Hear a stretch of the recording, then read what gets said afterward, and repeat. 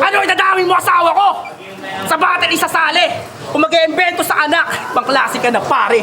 Pero kahit anong gawin mo at mapiling atake, di ako putulad sa'yo pumunta ng Taiwan para lamang mambabae.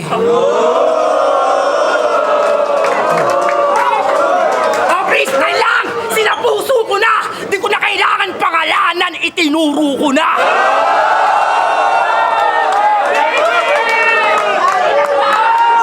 Tingnan nyo! Gunog na gusto ko munoy! Sinisigaw kayo ng sigaw! Nakilala siya tuloy! Ano? Di nyo kaya aking apoy! Nagtakip ka ng ilong kasi hindi mo maamoy!